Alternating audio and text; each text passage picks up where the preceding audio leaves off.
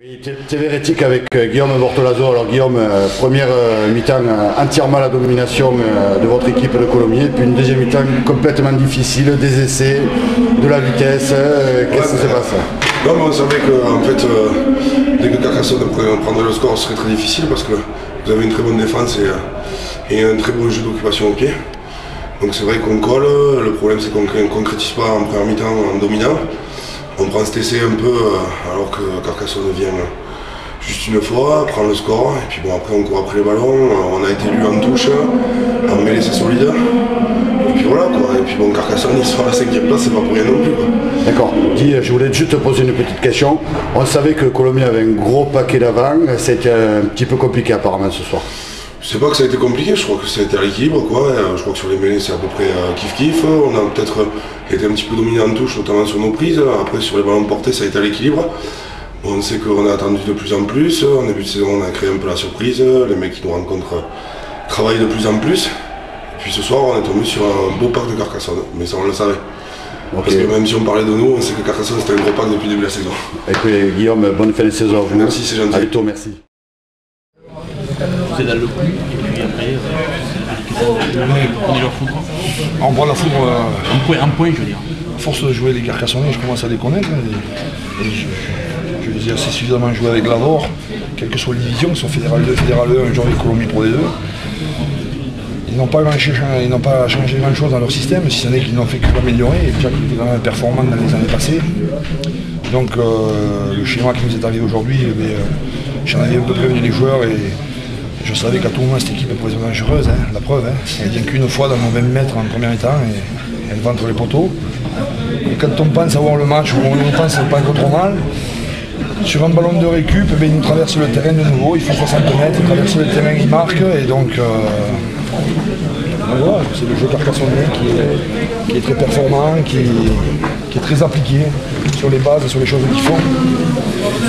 Et après ça va très vite. Quand les ballons tombent, on peut les récupérer.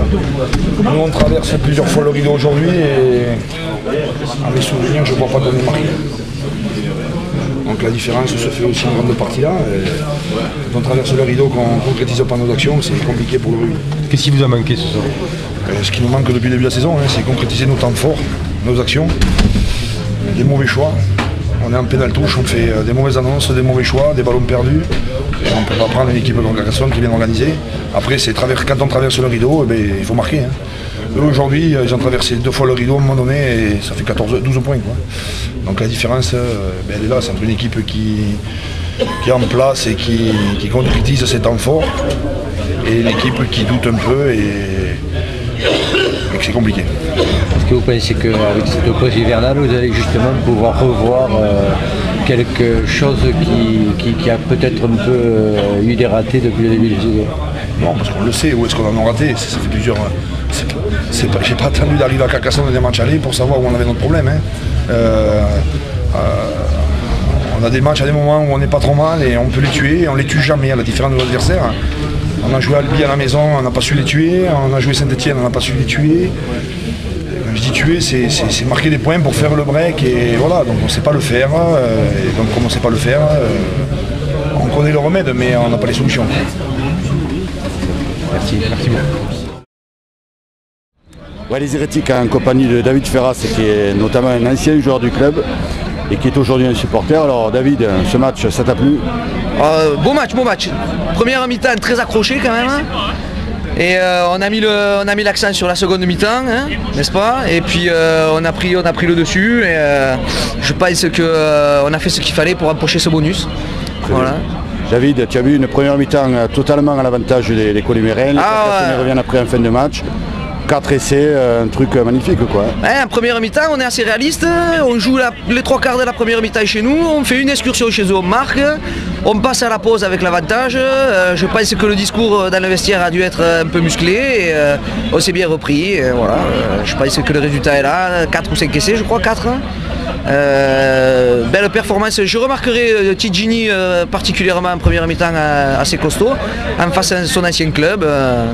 On est assez contents. Très bon. Le Bourdis aussi très bon. Très bon le Bourris, Lazarotto comme d'habitude, Sidobre comme d'habitude, impeccable. Bonne rentrée de Janard, c'est très bien. Tessier aussi fait une bonne rentrée avec un bel essai. On passe la première phase comme il faut. Je pense qu'on a assuré le maintien et on peut prendre les fêtes tranquilles, quoi. Voilà. Ouais, David, merci de ton intervention et puis à bientôt. Avec plaisir. Ciao David.